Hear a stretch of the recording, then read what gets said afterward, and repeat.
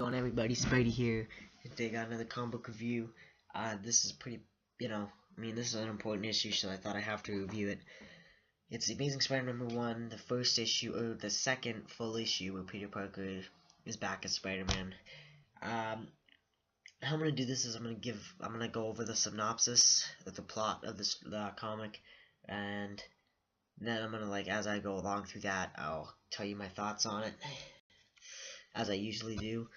But we start off with kind of almost like an origin recap of Peter Parker, but we learn that the spider actually bit somebody else. I'll put this in the center. This radioactive spider actually bit someone else. So that's kind of key. That's key right there. We have Spider-Man. He's back. He's back. This actually is. Actually, I'll get into that later. He's battling these people here. We kind of get to see Peter Parker. It's just nice to see Peter Parker come back, and they're kind of like D-list characters. Then we go back this is earlier. Peter Parker doesn't even know that he owns Parker Industries. He doesn't even know he's a doctor. He doesn't know anything, and he's trying to tie up all the loose ends and figure things out. What happened when Dr. Octopus was him. Took over the brain swap, so it's kind of trying to figure everything out. Then we have Anna Mary going into the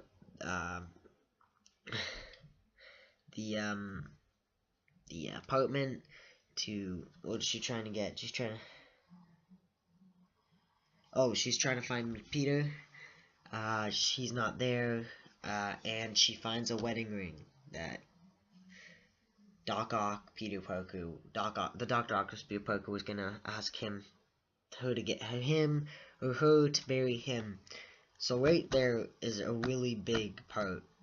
That changes a lot of things, and that's gonna, Anna Mary is breakout character of this whole Superior Spider-Man. She's the biggest character that came out of this, and she's gonna be the one that changes the story forever, or it's the Spider-Man mythos for, she's gonna change things up, I think.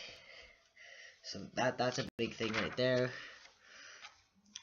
We have Electro breaking out of prison, kind of the Avengers stopping the over Spider Slayers. See a little bit of J. Jonah Jameson. This is classic J. Jonah Jameson right here. This is what I like, this part, because he's kind of oh, I'm gonna go back to the Bugle. They'll never betray me, and then he gets all pissed when he sees the paper. That just reminded me of Spider-Man 2. Where he's all Spider-Man was a hero, and then when he finds out he stole the suit, he just has a complete change of thought and goes back to thinking he's a criminal. Peter Parker's at his company. He has to remove everything Spider-Man, as he no longer wants to endanger Aunt May or anything. He's done with that. He goes about, stops some more villains. It's kind of the same ones, and this is what happened in the beginning, where he's saving all these people. It's the same ones. It's just, I said, this happened earlier. If you read it, you'll kind of get it. And he loses his pants, and that's how the Avengers know, oh, Peter's back. That could only happen to him, and it's true, it could. And as Peter goes back to his apartment, she sees the video. She knows that Peter has 3 freckles above his belly button, and she knows that Spider-Man is Peter Parker. And now we have a big twist ending right there. She knows that he's Spider-Man, and she knows that Dr. Octopus wanted to marry him. So now I think that she knows that he's Spider-Man. I think he can kind of explain it in a way that she'll understand. But I do think she's gonna be a character in the Spider-Man mythos for a while.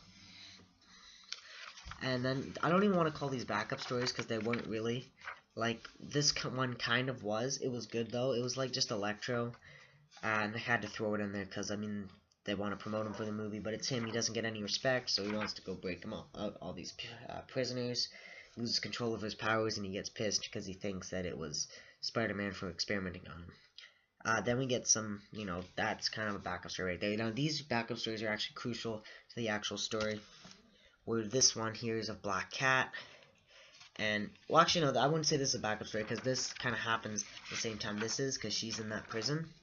So this is kind of her going to prison, and she's mad that Peter Parker did that to her, which it was an issue in Superior Spider-Man. I'm not going to get into it. If you read it, you know. If you don't.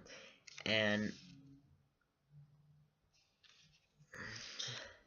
this is an upcoming story where she wants to get revenge on Spider-Man, even though it wasn't really Spider-Man, it was Doc Ock. Because she broke out because when Electro lost his powers and trying to break out people from the prison, it actually broke. She got out of it. She escaped from there. What's this? This is filler right here. This is just for the kids and people who are new to Spider-Man to see how all of his equipment and all that works, how everything is. Then we get a preview for Spider-Man 2099. I like this. Saves a girl from being mugged. Kind of like a preview, pretty much. This was pretty cool. Peter Parker's trying to track down Kane and find out if he was a hero or not. Turns out he was, and he's, you know, another promotion for this. Or not really a promotion, it's like a backup story. Well, I mean, it's a promotion, but they're good anyway. Like, it's, for, what is it? New Warriors. He's in the New Warriors, so that we have a spot now for Scarlet Spider. He's now in his own spot, kind of like how Venom's in Guardians of the Galaxy. And this one I liked a lot, the new retelling of Spider-Man's origin. I thought this was good. It wasn't even his origin. It was kind of like, it's a retelling though, because like in the 60s they didn't have smartphones and laptops and YouTube and all that, but I liked it. I like how the throwback artwork, it's pretty much this kid who's obsessed with Spider-Man and what he's doing when Spider-Man's doing all these shows that we saw in Amazing Fantasy 15, but clearly, like, it's not the same time period because, you know, the technology, so it's a retelling, like, it's a modified or updated version of his thing, and then we get Inhuman #1, which I could care less to read. Overall, this was probably one of the best comic books I've read in a while. 5 out of 5. This is going to be up for Comic of the Year, definitely. That's all I gotta say about this, guys. Peace.